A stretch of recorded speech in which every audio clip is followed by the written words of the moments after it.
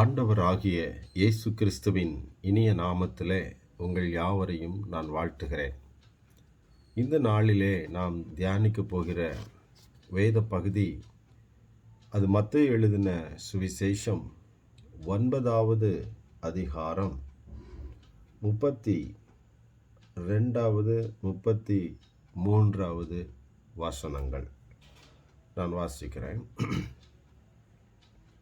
அவர்கள் புறப்பட்டு போகையில் பிசாசு பிடித்த ஊமையான ஒரு மனுஷனை அவரிடத்தில் கொண்டு வந்தார்கள். பிசாசு துரத்தப்பட்ட பின்பு ஊமையன் பேசினான்.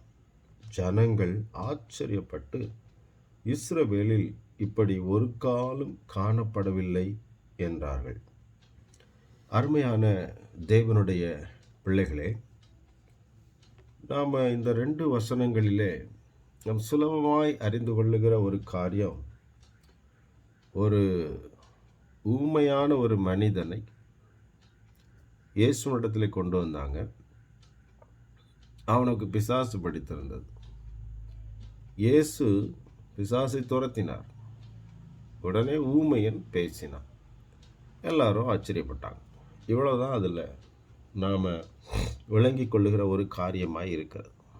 ஆனாலும் நாம் சில காரியங்களை நாம் இதில் சிந்திக்கும் பொழுது நம்ம கண்டுபிடிக்க முடியும். ஒன்று, அவர்கள் புறப்பட்டு போகையில், ஊழியம் என்பது ஒரே இடத்துல நிலையாயிராதபடிக்கு புறப்பட்டு போக வேண்டும். இயேசு கிறிஸ்து செய்து காட்டின ஊழியத்தில் நாம் அதிகமாய் கவனிக்க முடிகிற ஒரு காரியம் அவர் நகர்ந்து கொண்டே இருக்கிறார். இன்னும் பாருங்கள், 35வது வசனத்தை கவனிச்சிங்கன்னா, பின்பு இயேசு சகல பட்டணங்களையும் கிராமங்களையும் சுற்றி நடந்து அங்கும் இங்கும் போய் ஒவ்வொரு பட்டணத்திலையும் ஒவ்வொரு கிராமத்திலையும் போய் ஒரு ஊழியங்களை செய்கிறார் என்பதை நாம் இங்கே வாசிக்க நாம் கவனிக்கும் பொழுது, கேட்கும் பொழுது, நாம் ஒரே இடத்துல ஒரு கிறிஸ்தவன் இருக்க முடியாது என்பதாக நாம் விளங்கிக் கொள்கிறோம். கிறிஸ்தவன் என்று சொன்னாலே அவன் ஒரு விசுவாசி என்கிற நிலையோடு நின்று விடுகிறவன் அல்ல. அவனிடத்தில் வளர்ச்சி இருக்க வேண்டும். பாவி என்கிற நிலையில், ரட்சிக்கப்பட்டான் என்கிற நிலையில், அடுத்து பரிசுத்த ஆவியை பெற்றுக்கொண்டான் என்கிற நிலை, அதுக்கப்புறம் பரிசுத்த ஆவியை பெற்றுக்கொண்ட பிறகு அவனால் சும்மா இருக்க முடியுமா? அங்கே அப்போஸ்தலர் நடவடிக்கையில் 2வது அதிகாரத்தில் பரிசுத்த ஆவியானவர் 120 பேர் மேல் இறங்கி அவங்கள நிரப்பின பொழுது, அதுக்கப்புறம் அவங்க எழுந்து நிற்கிறாங்க. பேதுரு பிரசங்கிக்கிறார். 3000 ஜனங்கள் ரட்சிக்கப்படுகிறாங்க.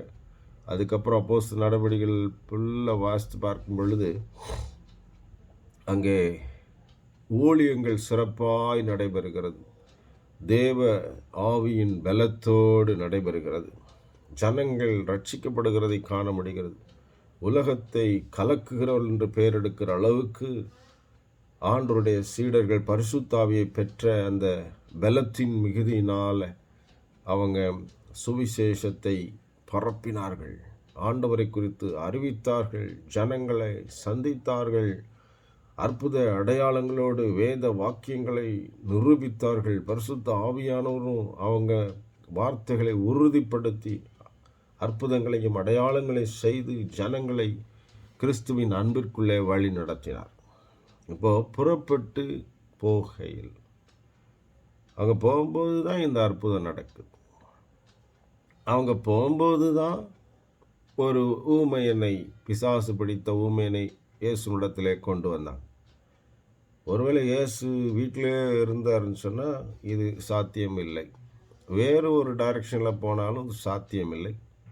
அந்த புறப்பட்டு போகிற அந்த ரூட், அந்த பாதை, வழி, அங்கே தான் இந்த பிசாசு பிடித்த ஊமையான ஒரு மனுஷனை அவரிடத்தில் கொண்டு வந்தார்கள். ஆகவே புறப்பட வேண்டும் என்பதை ஞாபகத்தில் வைக்கணும்.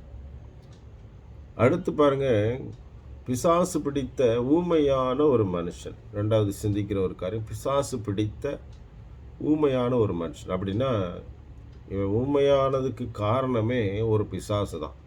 அதனால தான் அடுத்த வசனத்தில் பிசாசு துரத்தப்பட்ட பின்பு ஊமையன் பேசினான் என்று நம்ம விளங்கி கொள்கிறோம், படிக்கிறோம்.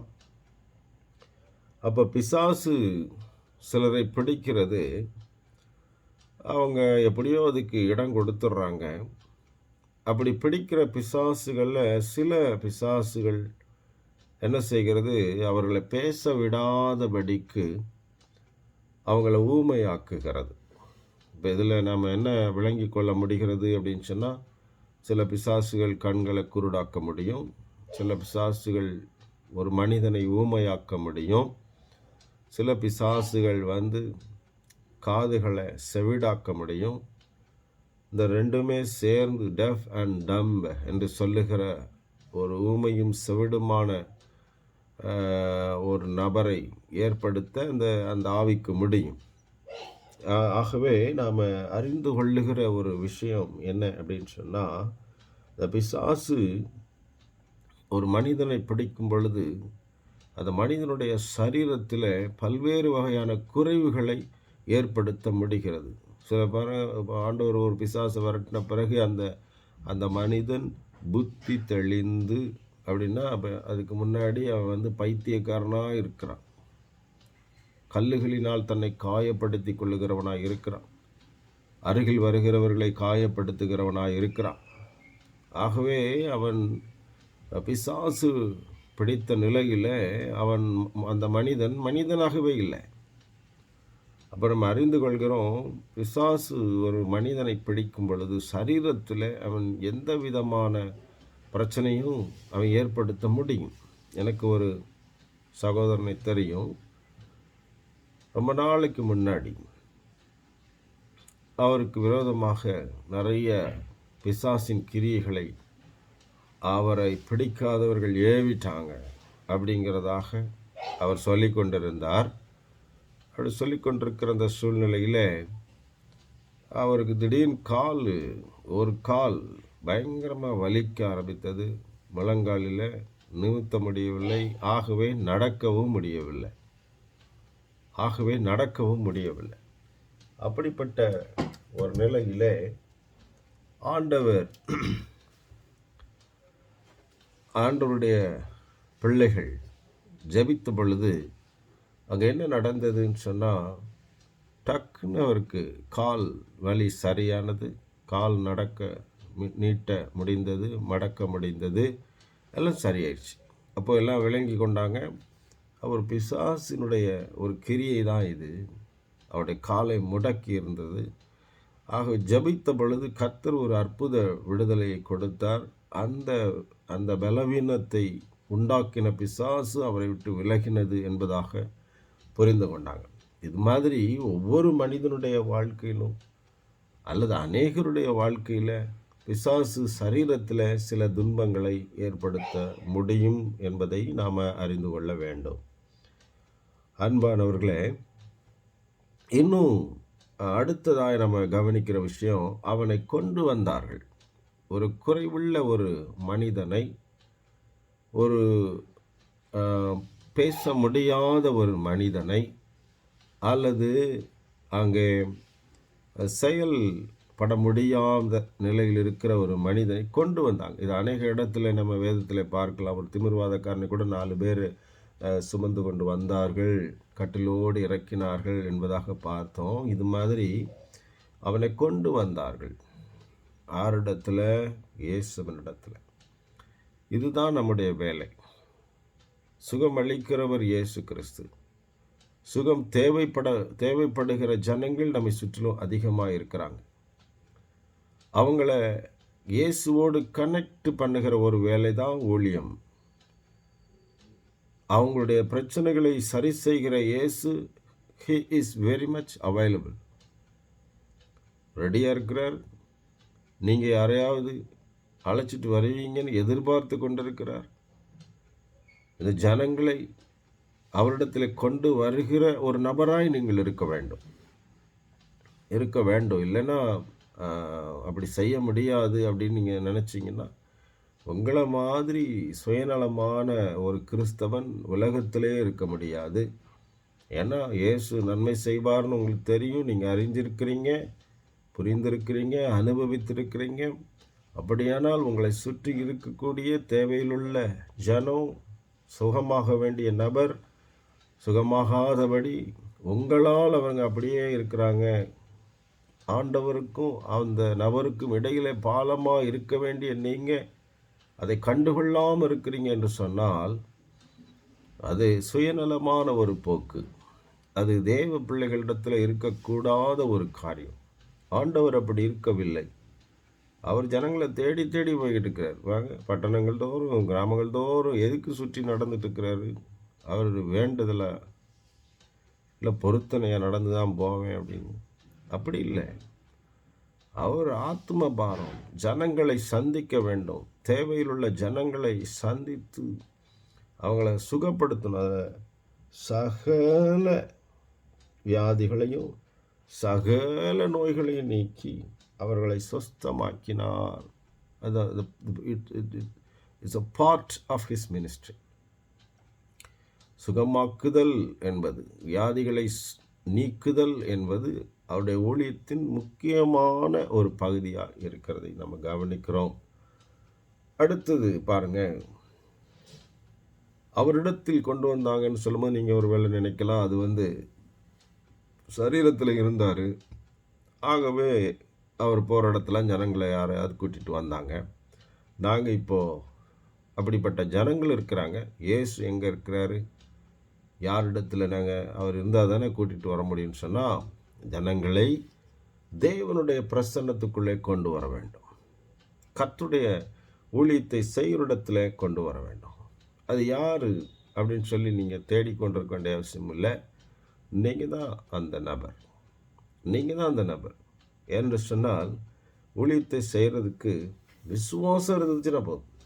விசுவாசிக்கிறவனுக்கு எல்லாம் கூடும். நீங்கள் விசுவாசத்தோடு ஜபிச்சிங்கன்னு சொன்னால், இயேசு ஒரு நபருக்கு எந்த விதமாக அற்புதம் செய்கிறாரோ அதே விதமான அற்புதத்தை உங்கள் வாழ்க்கையில், ஊழியத்தில், உங்கள் வார்த்தையில், ஜபத்தில் கர்த்தர் செய்து காட்டுவார். அதில் கொஞ்சம் கூட நீங்கள் சந்தேகப்பட வேண்டியதில்லை. ஏன்னு சொன்னால், உங்கள் ஜபத்தை கேட்டு நீங்கள் மகிழ்ச்சி அடைவதை விட உங்கள் ஜபத்தை கேட்டு ஆண்டவர் யாருக்காக ஜெபிக்கிறீங்களோ அவங்களுக்கு அற்புதம் செய்கிறது அவருக்கு ரொம்ப முக்கியமான ஒரு விஷயம்.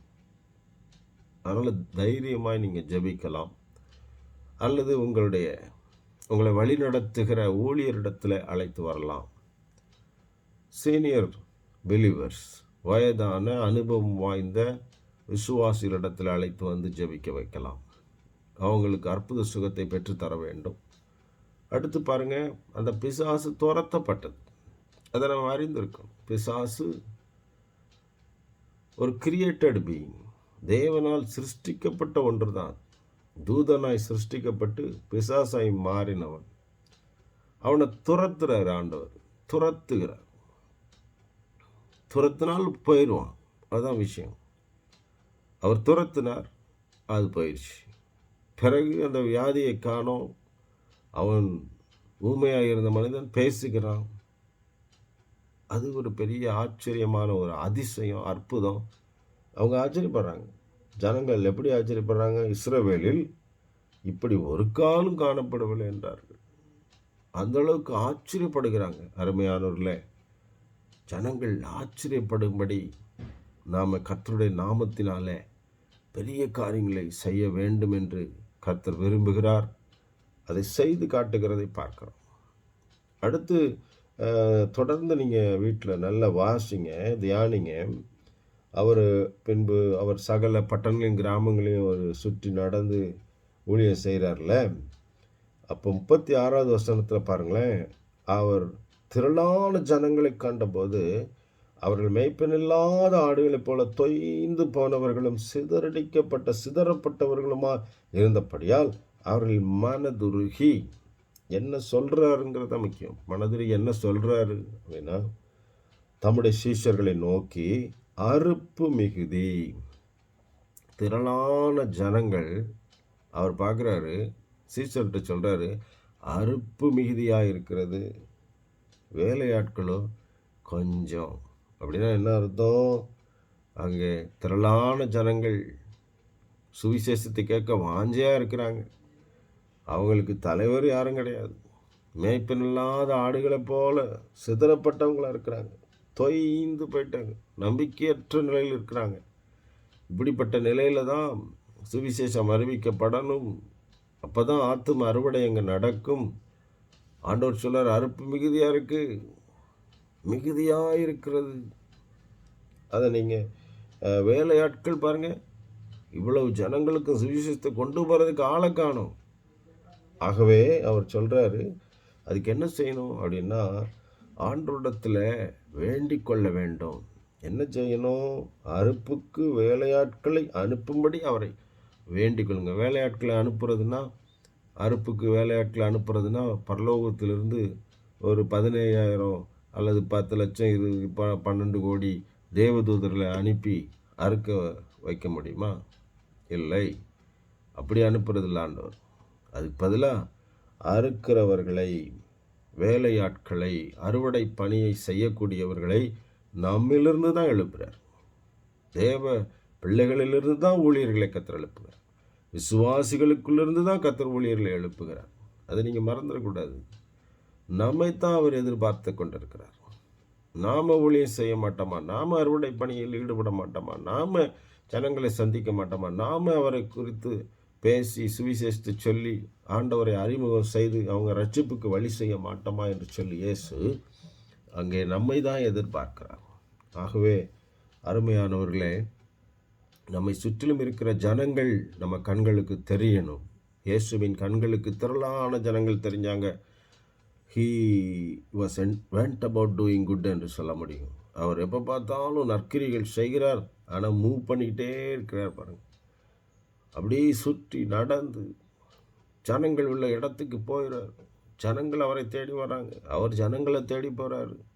உபதேசம் பண்ணுறாரு, அற்புதம் செய்கிறாரு, ராஜ்யத்தின் சுவிசேஷத்தை பிரசங்கிக்கிறாரு, ரோட்டில் பேசுகிறாரு, மலையில் பேசுகிறாரு, ஜெபாலயங்களில் பேசுகிறாரு, தனியாக 4 பேரை கூட்டி பேசிகிட்டு இருக்கிறாரு. அற்புதம், அடையாளம் எல்லாம் நடக்குது. ஊழியம் பிரமாதமாய் கர்த்தர் நம்மிடத்தில் அதை எதிர்பார்க்கிறார்.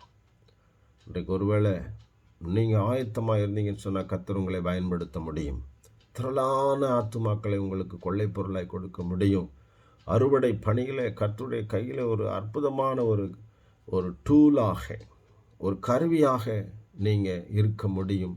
ஆண்டவரிடத்தில் ஜெபம் செய்யுங்க, ஆண்டவரே என்னை பயன்படுத்தும் என்று சொல்லி ஜெபம் பண்ணுமா? பரிசுத்தமுள்ள நல்ல பிதாவே, இந்த அருமையான நேரத்தில் என்னோடு இணைந்து ஜெபிக்கிற இந்த அருமையான சகோதரனை சகோதரியை நீர் உம்முடைய கரத்தில் எடுத்து உம்முடைய அறுவடை பணியில் பயன்படுத்த வேண்டும் என்று நான் ஜெபிக்கிறேன். ஒருமனப்பட்டு நாங்கள் ஜெபிக்கிறோம். தடைகளை விலக்கும். நம்முடைய பிள்ளைகள் செயல்பட முடியாதபடி எது தடையாக இருக்கிறதோ அந்த தடைகளை அப்புறப்படுத்தி இந்த பிள்ளைகளை பயன்படுத்தி அநேக ஆத்துமாக்களை உம்முடைய அன்பிற்குள்ளே வழி நடத்தி கொண்டு வரோம். எங்களை தாழ்த்துகிறோம், அர்ப்பணிக்கிறோம். இயேசுவின் நாமத்தில் பிதாவே, ஆமேன், ஆமேன். அன்பானவர்களே, நாம் ஆண்டவரிடத்தில் ஜெபித்திருக்கிறோம். நீங்கள் ஆயத்தமாக இருந்தீர்கள் என்று சொன்னால், விருப்பமாக இருந்தீர்கள் என்று சொன்னால், நிச்சயமாக ஆண்டவர் உங்களை பயன்படுத்துவார். அநேகர் கிறிஸ்துவண்டை வருவதற்கு உங்களை கருவிகளாய் கையில் எடுத்து பயன்படுத்துவார். கர்த்தர் உங்களை ஆசீர்வதிப்பாராக. ஆமேன், ஆமேன்.